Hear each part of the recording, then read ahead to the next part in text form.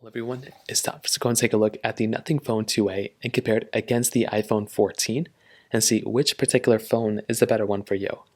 Now, both these phones are very different. The Nothing Phone 2A is like a sub $400 phone. The iPhone 14 is still being sold, I think, for like $699 or something like that. Or like, yeah, it's still a pretty expensive phone, $599. So definitely not a super cheap phone, but still out there if you want to buy it. So let's go and see how both of them compare. If you want to pick up either one of these devices, links will be down in the description. You can get that from there, and you can help support the channel at the same time. Now, starting off with the outside of both these phones, the Nothing Phone 2A on the front of this, the Nothing Phone 2A on the front, I was going to start with this one, whatever. It has a 6.7-inch AMOLED display on the front. Now, it's very crazy it's a pretty good looking display. I don't really have that much to complain about here.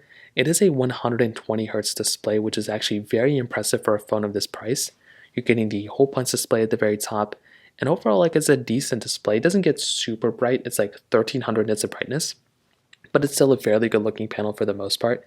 And I would say for the price tag, it's an excellent display. I think Nothing did a really good job with at least the front of this phone.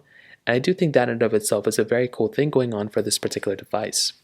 Now with the iPhone 14, it's a little bit of a smaller display. So you were getting a 6.1-inch Super Retina XDR OLED display. Now, this is a 60 hertz panel, so that kind of is a little bit of a downside, and also it has a notch, which is also another downside. But I think the panel itself is actually very good. I think it's a very good looking screen. I think it has a lot of stuff going for it still. And I don't really have like an insane amount of things to complain about there from that particular perspective. I do think it's a very good display when it comes down to it. And if I'm in the market, if I'm going to go buy a phone, I wouldn't really complain about this particular phone display too much, at least on my side. So still a good looking phone, still like it a lot. Both these phones have kind of similar design language for the most part. The thing with the iPhone 14 is that you are getting a much better build on that particular device. This one feels way more premium. The Nothing Phone 2A is pretty much, I think, built out of plastic, which I'm not really even hating on too much. I mean, it's a cheaper phone, that's what you'd expect. But by far the better feeling one is the iPhone 14. I like how the buttons though on the Nothing Phone 2A are like, black. It's kind of cool. On the top, not much going on. On the bottom, you essentially have a USB Type-C port on the Nothing Phone 2A and a SIM card slot on the left side of this particular phone. The iPhone 14 is just giving you a standard Lightning port, which again is perfectly fine for a lot of people, but you are going to be getting that type of capability with USB-C on the Nothing Phone 2A, which could be a pretty cool advantage for some people. Now on the back side, you're getting a dual camera setup on the back of both of these phones, which again is very interesting because, essentially before, the dual camera setup is very, cool because they kind of look like the same thing, but beyond that, you are also getting this glyph interface on the back of the Nothing Phone 2A, plastic back on the back of the Phone 2A. On the iPhone 14, you're getting this, glass back, which feels very good. You're getting MagSafe capability on the back of the iPhone 14 as well. And I will probably tell you, at least from the build quality standpoint, I think the front of the Nothing Phone 2A is better than the front of the iPhone 14 in some ways, but I would probably tell you that the rest of the build quality is way better on the iPhone 14. It's not even close.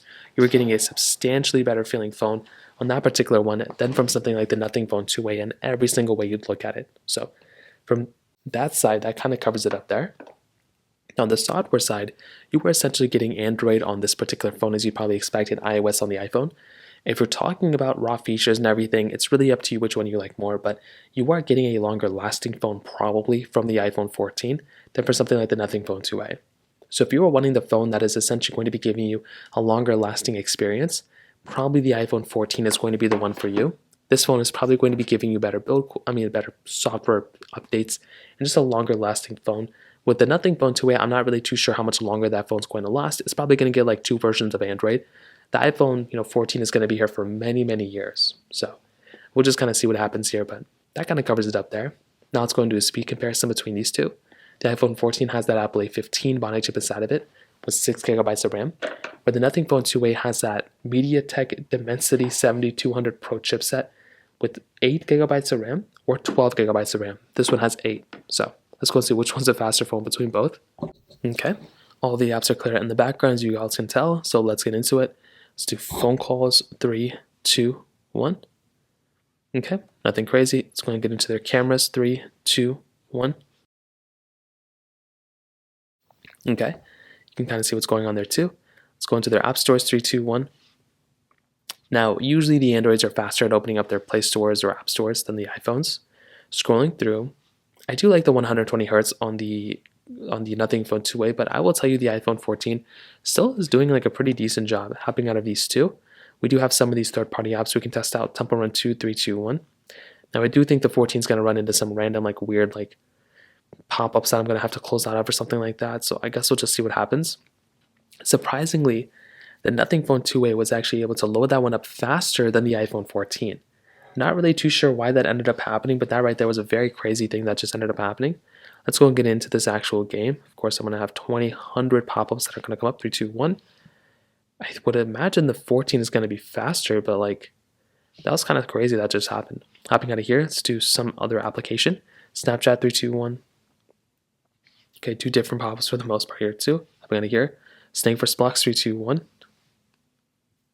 Pop up here. And even with the pop-up, the iPhone 14 was faster, so you kind of have to give that one some credit there. Scrolling through some interesting stuff. Let's go and hop out of both of these.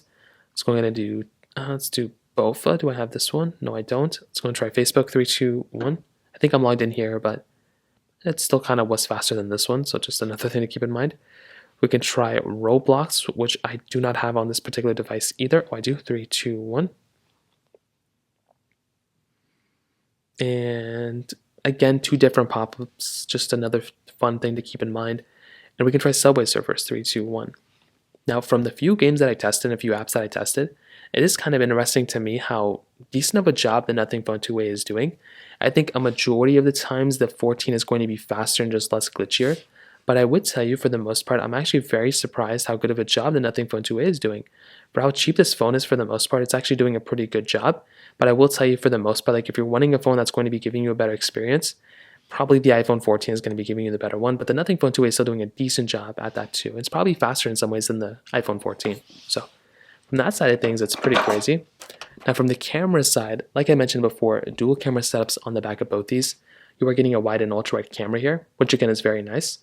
Now, you know, with the Nothing Phone 2A, you're getting a 50 megapixel wide angle lens and then a 50 megapixel ultra wide camera. With the iPhone 14, you're essentially getting, the same, 12 megapixel lenses, which is still very nice. Now, you are getting 4K on the back of both, and you're getting 1080p on the front of the Nothing Phone 2A at 60 frames per second. But the iPhone 14, you're getting 4K 60 on the front and the back. That's a very big thing to keep in mind. If you're wanting the better, phone that's going to be able to perform at higher levels, the iPhone 14 is probably going to be the better one for you. Like, this camera was very good when it first came out, and I actually enjoyed this camera a lot when it first came out at that time.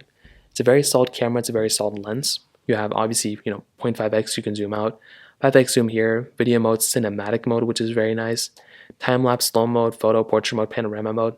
You're getting a lot of capability here on the iPhone 14, and it still is a very good phone when it comes down to it.